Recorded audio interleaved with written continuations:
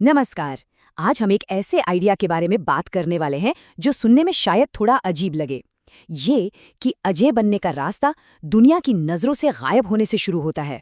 हाँ, ये सुनने में उल्टा लगता है, लेकिन चलिए आज इसी शक्तिशाली विचार की परतों को खोलते हैं।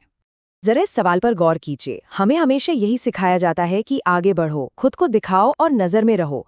पर क्या हो अगर असली ताकत, असली ग्रोथ कुछ समय के लिए पूरी तरह से गायब हो जाने में छिपी हो? यही वो एक सोच है जो शायद सब कुछ बदल सकती है। देखिए, सफलता का एक बहुत ही अजीब सा लेकिन सच्चा नियम है।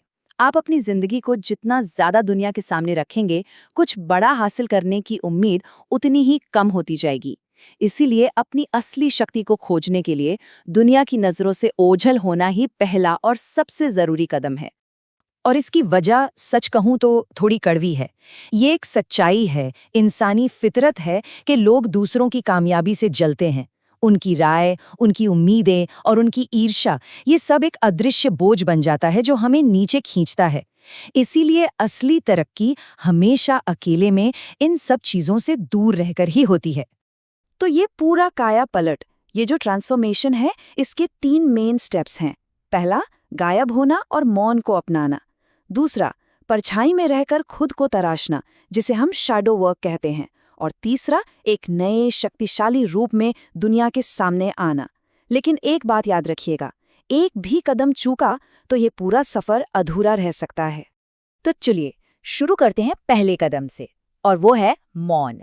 ये सिर्फ चुप रहना नहीं है, नहीं, ये अपने शब्दों पर, अपनी जुबान पर पूरी तरह से काबू पाने की कला है। ये 100% सच बात है। हमारे कितने ही बड़े बड़े सपने और लक्ष्य सिर्फ हमारी अपनी जुबान की वजह से ही टूट जाते हैं। हम लोगों को बता देते हैं और बस बात वहीं खत्म हो जाती है। इसीलिए किसी भी बड़ी लड़ाई को जीतने से पहले अपनी जुबान को जीतना सबसे ज्यादा जरूरी है। तो इसका मतलब क्या है? सीधा साधा मतलब है, अपनी योजनाओं पर ताला लगा दो, अपनी जिंदगी की किताब को बंद रखो, हर बात पर अपनी राय देना बंद करो, सिर्फ तब बोलो जब बोलना हद से ज्यादा जरूरी हो। कुल मिलाकर एक ऐसी पहेली बन जाओ जिसे कोई सुलझा ही न सके। अब आता है सबसे मुश्किल, सबसे गहरा और सबसे जरूरी फेज, शैडो वर्क। ये वो समय है जब आप दुनिया से पूरी तरह कटकर अकेले में खुद का एक नया शक्तिशाली संस्करण तैयार करते हैं। किसी को कानों कान खबर तक नहीं होती कि अंदर ही अंदर क्या तूफान चल रहा है। हम में से ज्यादातर लोग एक मनोवैज्ञानिक जाल में फंसे होते हैं जिसे स्पॉटलाइट इफेक्ट कहते हैं। हमें हर वक्त लगता है कि दुनिया की सारी नजरें हम पर ही हैं, लोग हमारे बारे में क्या सोच रहे हैं। लेकिन सच तो यह है कि किसी को इतनी परवाह है ही नहीं, और इसी दिखावे के चक्कर में हम अपने असली लक्ष्य से भटक जाते हैं। तो फैसला एकदम साफ है, दूसरों के हाथ की कठपुतली बनना बंद करना होगा। अपनी कहानी, अपने लक्ष्य और अपनी खुशी को सबसे आगे रखना होगा। अब अपने जीवन की डोर अपने हाथों में लेने का समय आ गया है। ये एक कड़वी गोली है, लेकिन इसे निगलना ही पड़ेगा। अपने संघर्ष को, अपनी मेहनत को दुनिया से छिपा लो। वो रातें जब नींद नहीं आई, वो आंसू, वो हजारों नाकाम कोशिशें, सब कुछ। क्योंकि दुनिया आपकी मेहनत को नहीं बल्कि आपकी कामयाबी को सलाम करती है। 1000, ये नंबर क्या है? ये कोई रैंडम नंबर नहीं है। ये संख्या है थॉमस एडिसन की असफलताओं की। जी हाँ, लाइट बल्ब बनाने से पहले वो ठीक 1000 बार फेल हुए थे।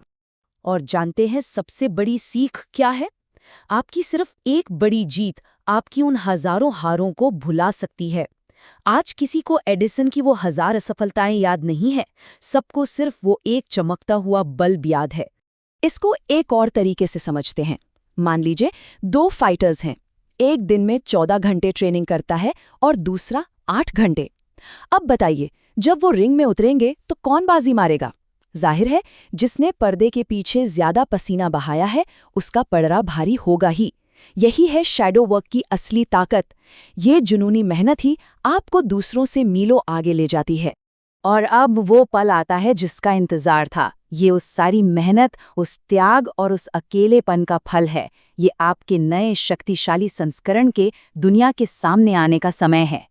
जब आप खुद को अंदर से पूरी तरह तराश लेते हैं, एक अजीब ताकत बन जाते हैं, और जब लक्ष्य हासिल हो जाता है तब उस एकांत से बाहर निकलकर दुनिया में कदम रखने का सही समय आता है। लेकिन यहाँ कहानी में एक बहुत ही खूबसूरत ट्विस्ट आता है। जब आप लौटते हैं तो आपको एहसास होता है कि आपको अब लोगों की तालियों की, उनकी तारीफ की जरूरत ही नहीं है।